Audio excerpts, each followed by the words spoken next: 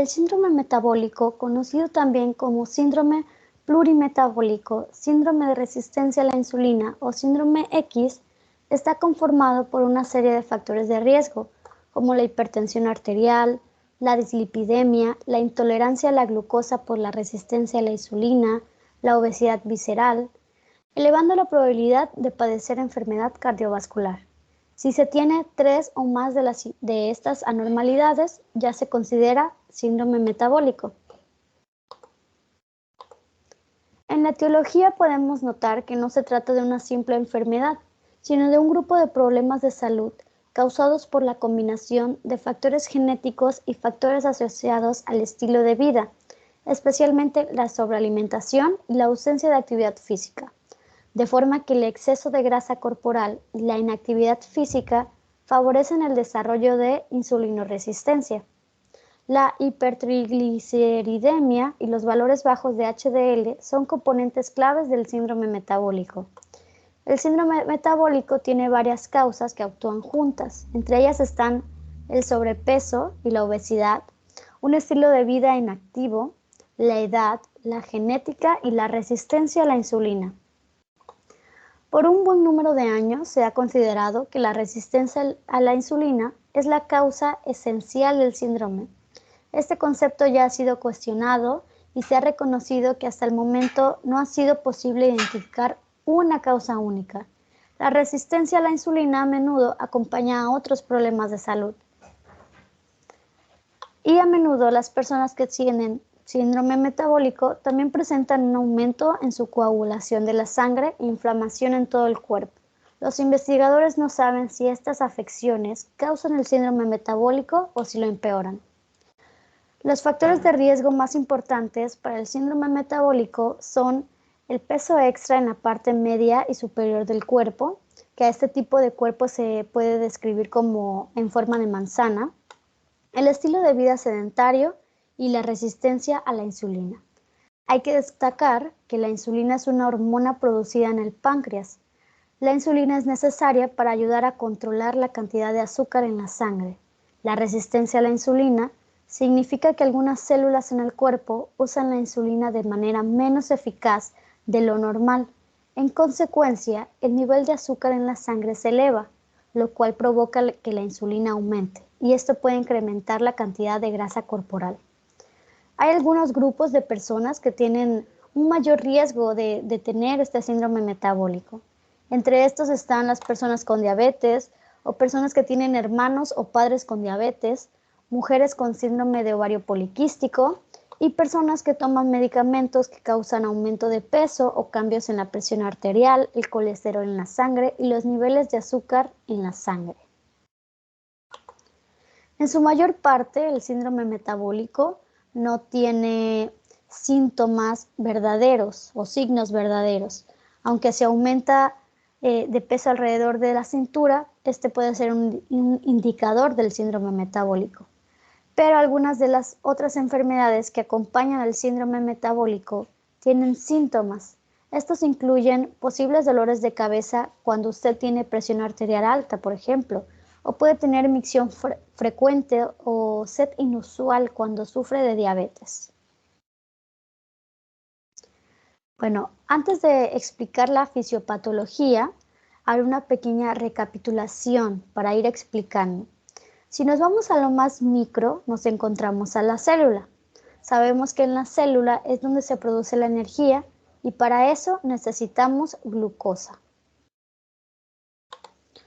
La glucosa las encontramos en el espacio extracelular, pero esta glucosa no puede ingresar fácilmente por sí sola a la célula. Por lo tanto, el páncreas nos ayuda. En el páncreas tenemos unas células que se conocen con el nombre de células beta. Dentro de estas células beta tenemos los famosos islotes de Langerhans y gracias a estos se secreta la insulina. Y la insulina es muy importante en este proceso porque la insulina es la que va a permitir el ingreso de la glucosa.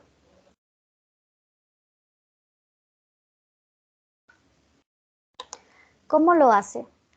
Pues la insulina se va primero y entra a la célula. La insulina cuando entra a la célula activa unos receptores, principalmente los receptores SGLT y los GLUT4. Hay muchos GLUT, pero principalmente esta insulina activa los GLUT4.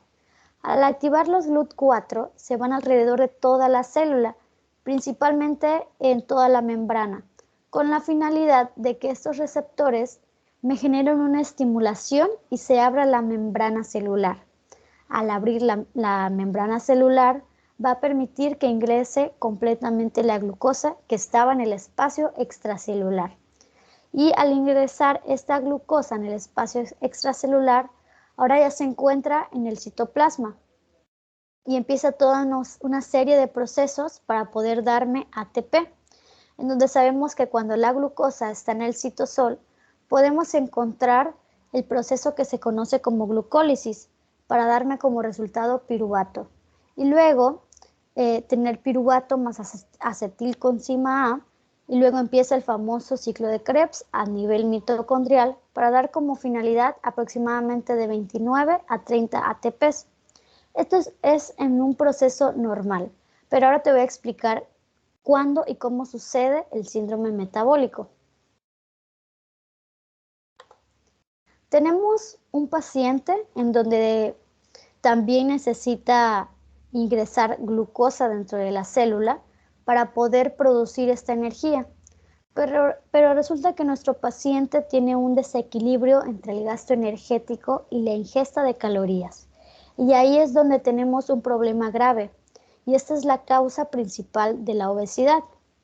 Este paciente que les estoy presentando probablemente ingiera muchísimos alimentos y tenga una vida sedentaria. O es esta persona que tiene una ingesta normal, pero también tiene un trabajo muy sedentario. Es una persona en donde el gasto energético es inferior a su gasto calórico. Y ahí es donde empiezan los problemas, porque resulta que esta persona tiene mucha ingesta calórica y entonces necesitamos la insulina, pero con el exceso de glucosa y la estimulación para una gran producción de insulina empiezan los problemas, ya que la célula bloquea esta insulina y al bloquearme la insulina no me van a poder activar estos receptores que les había explicado anteriormente.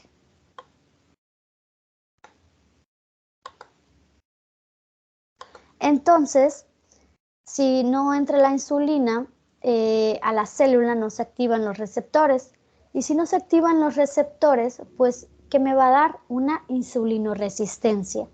Porque la insulina no está pudiendo ingresar a la célula como tal. Entonces, si la insulina no entra, vamos a tener el problema en donde la membrana celular no se va a poder abrir. Si la membrana celular no se puede abrir, pues la glucosa no va a poder entrar y vamos a tener el primer problema, la diabetes, ya que la glucosa se está quedando en el espacio extracelular. ¿Y cuál es la definición de la diabetes? El exceso de glucosa en el espacio extracelular. Entonces, inicialmente tenemos la insulinoresistencia y no se abre la membrana y por lo tanto la glucosa no entra y se queda por fuera. Sin embargo, esa glucosa no se puede quedar fuera del espacio extracelular ahí todo el tiempo. Entonces, el organismo lo que hace es elimina esta glucosa, como la conocemos, y lo convierte ¿en qué? En adipocitos. Al convertirlo en adipocitos, ya se convierte en una estructura un poco más compacta y puede ser mucho más fácil movilizada por el torrente sanguíneo. Entonces, el organismo, luego de ya cambiar esta glucosa a adipocitos, me activa el sistema nervioso autónomo, en donde principalmente va a haber una participación activa del simpático, porque recuerden que el simpático tiene una injerencia a nivel central, a nivel del corazón, para aumentar la frecuencia cardíaca.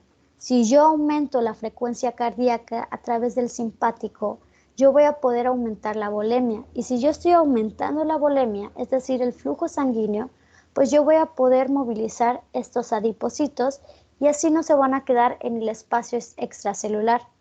Entonces, cuando viajan por el torrente sanguíneo, estoy aumentando la volemia, estoy aumentando la presión y la resistencia del vaso sanguíneo. por lo que me va a dar una hipertensión arterial. Porque la hipertensión arterial es el aumento de la presión que se ejerce sobre las paredes de una arteria. Entonces es obvio que si yo estoy aumentando el flujo sanguíneo y estoy aumentando la frecuencia cardíaca, voy a tener este problema, pero no solamente por la volemia, sino por algo importante, el simpático. Tiene una injerencia a nivel central de aumentar la frecuencia cardíaca, como les decía, pero a nivel periférico, es decir, a nivel de los vasos sanguíneos, me genera vasoconstricción. Entonces aumento la volemia y tengo adipocitos viajando por el torrente sanguíneo. Y esta presión sobre el vaso sanguíneo va a ser mucho mayor y por lo tanto el paciente en cuestión va a tener o va a sufrir de hipertensión arterial. Ahora, no solamente eso, resulta que nuestro paciente también va a tener dislipidemia, porque estos adipocitos que van viajando por el torrente sanguíneo son grasas. ¿Y cómo se llama esta enfermedad? Cuando nosotros tenemos diferentes adipocitos o elevación del colesterol, triglicéridos e inclusive disminución del HDL, pues dislipidemia. Si al paciente obviamente se le aumenta el colesterol, pues sería hipercolesterolemia. Pero tenemos pacientes que pueden tener el colesterol alto y los triglicéridos altos. Entonces, para evitar estar diciendo hipercolesterolemia e hipertrigliceridemia, un término muy usado y que es muy aceptado es la dislipidemia, que hace referencia a la alteración o al aumento de este perfil lipídico. Ahora, este paciente que les estoy presentando ya tiene 4 alteraciones, pero resulta que estos adipocitos no se pueden quedar viajando por el torrente sanguíneo, tienen que almacenarse en alguna parte de nuestro cuerpo. Y algunas de las partes de nuestro cuerpo que tienen más espacio o que tienen más afinidad por almacenar este tejido adiposo es la cavidad abdominal. La cavidad abdominal puede ser una reserva de estos adipocitos, pero cuando es en exceso se convierte en lo que conocemos como obesidad, pero una obesidad más tipo abdominal u obesidad visceral como se conoce. Ahora, dicho todo lo anterior, hay que resaltar que la insulinoresistencia, la diabetes, la hipertensión arterial, la dislipidemia y por último la obesidad abdominal son las 5 alteraciones que conllevan a un síndrome metabólico. Si nuestro paciente tiene 3 de estas 5 patologías mencionadas, ya puede ser categorizado como síndrome metabólico. El vínculo entre todas ellas se atribuye a la resistencia insulínica, favorecida por el aumento de ácidos grasos libres, muchas veces relacionado con el sobrepeso. El principal contribuyente al desarrollo de resistencia insulínica es el exceso de ácidos grasos libres circulantes. Al desarrollarse la resistencia insulínica, aumenta la liberación de ácidos grasos libres en el tejido adiposo, que a su vez inhiben los efectos antilipolíticos en la insulina. Este es un video que recomiendo sobre el tema de la resistencia a la insulina.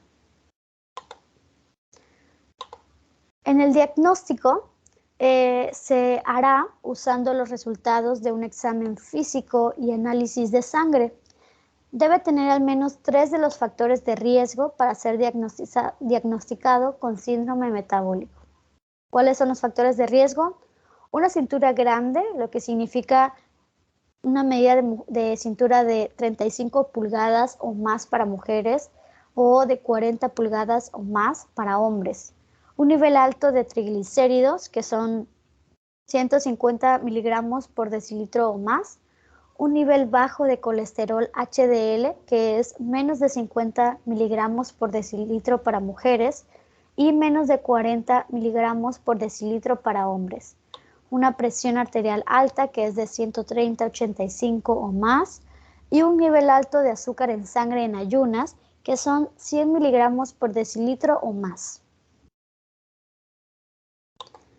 El tratamiento más importante para el síndrome metabólico es tener un estilo de vida saludable para nuestro corazón, que incluye un plan de alimentación saludable para el corazón.